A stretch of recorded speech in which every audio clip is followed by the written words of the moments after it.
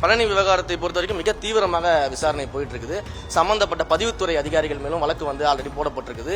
அதுல யார் யாரெல்லாம் சிக்கிறாங்களோ நிச்சயமாக யாராக இருந்தாலும் பாரபட்சம் பார்க்காம நம்மளுடைய அரசாங்கம் நடவடிக்கை எடுக்கும்.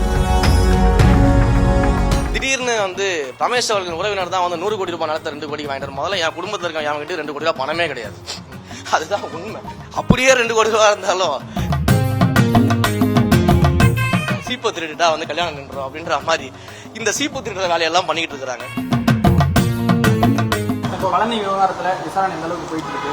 பழனி விவகாரத்தை பொறுத்த வரைக்கும் மிக தீவிரமாக விசாரணை போயிட்டு இருக்குது. மாண்புமிகு முதலமைச்சர் அவர்களிடம் நான் தான் சொன்னேன், இந்த வழக்கை வந்து சிபிசிஐடிக்கு மாற்ற வேண்டும். அப்போதான் நேர்மையாக குற்றவாளி யாராக இருந்தாலும் சரி கண்டுபிடிச்சு நடவடிக்கை எடுக்கணும்னு நான் சொல்லியிருந்தேன். உடனடியாக சிபிசிஐடிக்கு மாற்றினாரு. விசாரணைகள் மேற்கொள்ளப்பட்டதில் முதல்ல வந்து அந்த நிலத்தை விற்றவர்கள் வாங்கியவர்கள் 4 பேர் மேல வந்து இன்னைக்கு கைது பண்ணியிருக்காங்க. அடுத்தடுத்து விசாரணை நடந்துட்டு இருக்குது. சம்பந்தப்பட்ட பதிவுத்துறை அதிகாரிகள் மேலும் வழக்கு வந்து ஆல்ரெடி போடப்பட்டிருக்குது. அதுல யார் யாரெல்லாம் சிக்கிறாங்களோ நிச்சயமாக யாராக இருந்தாலும் பாரபட்சம் பார்க்காம நம்மளுடைய அரசாங்கம் நடவடிக்கை எடுக்கும். சார், இப்போ உங்க மேலேயே குற்றச்சாட்டு முன்வைச்சாங்க. அவங்க மீது நீங்க நடவடிக்கை எடுக்கிறதுக்கு ஏதாவது வாய்ப்புகள் இருக்குதா? இல்ல, அதுதான் சொல்றேன்னு, என்னுடைய மீது குற்றச்சாட்டுலாம் வைக்கல, பொய் பரப்பிக்கிட்டு இருந்தாங்க. அது முதல்ல குற்றச்சாட்டே கிடையாது. ஒரு அரசியல் ரீதியான ஒரு கருத்தியல் ரீதியான குற்றச்சாட்டை வச்சா நம்ம அதற்கான பதில். திடீர்னு வந்து பாத்தீங்கன்னா இந்த பல்வேறு அதிமுகவுடைய ஐடி விங்ல இருந்து இருக்கவங்க என்ன பண்றாங்க அப்படின்னா, உடனடியா ரமேஷ் அவர்களின் உறவினர் தான் அந்த நிலத்தை வாங்கிட்டாரு, ரமேஷ் அவர்களின் உறவினர் தான் வந்து 100 கோடி ரூபாய் நிலத்தை 2 கோடி வாங்கிட்டாரு முதல்ல என் குடும்பத்தில் இருக்க என் கிட்ட 2 கோடி ரூபாய் பணமே கிடையாது. அதுதான் உண்மை.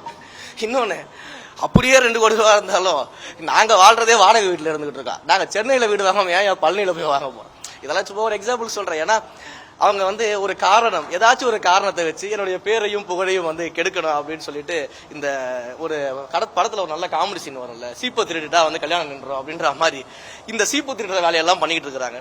தயவு செஞ்சு சீப்பு திருடுற வேலையெல்லாம் விட்டுட்டு மக்களுக்காக யோசிக்க ஆரம்பிச்சுன்னா ரொம்ப நல்ல விஷயங்கள்லாம் பண்ண ஆரம்பிக்கலாம். உங்க மேல ஒரு சர்ச்சை, அமைச்சர் கோவில்ல வந்து ஷூவோட உள்ள போயிட்டாரு ஆய்வு பண்ணும்போது சர்ச்சை இல்லைன்னா தான் நம்ம ஆச்சரியப்பட வேண்டியது இருக்கும்.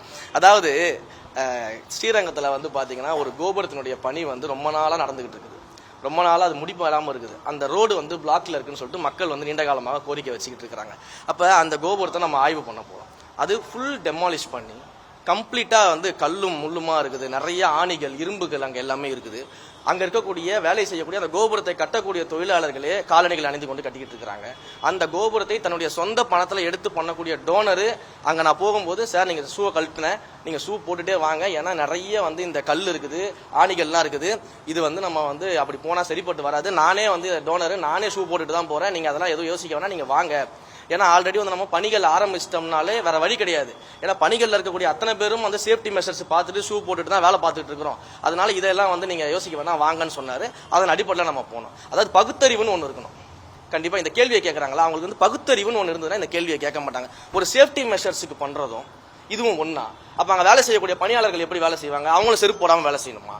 அவங்க கால்களுக்கு வந்து ஏதாவது ஆச்சுன்னா யார் பதில் சொல்லுவாங்க? இந்த பகுத்தறிவு தெரியாத இவர்கள் பதில் சொல்லுவாங்களா? அவங்களுடைய உடைமைகளுக்கும் அவங்களுடைய உடல்நல பிரச்சனைகள் ஏதாவது ஏற்பட்ட யார் பதில் சொல்றது? அப்ப ஒரு சேஃப்டி மெஷர்ஸ்னு ஒன்று இருக்கு இல்லையா? அப்ப அந்த சேஃப்டி மெஷர்ஸ் தான் அங்க ஃபாலோ பண்ணிருக்குமே தவிர்த்து இதனால வந்து உடனடியாக வந்து நாங்க கோவிலை இழிவுபடுத்திட்டோம் அப்படிலாம் வந்து இவங்க அதை வைத்து அரசியல் செய்தே பழக்கப்பட்டவர்கள்.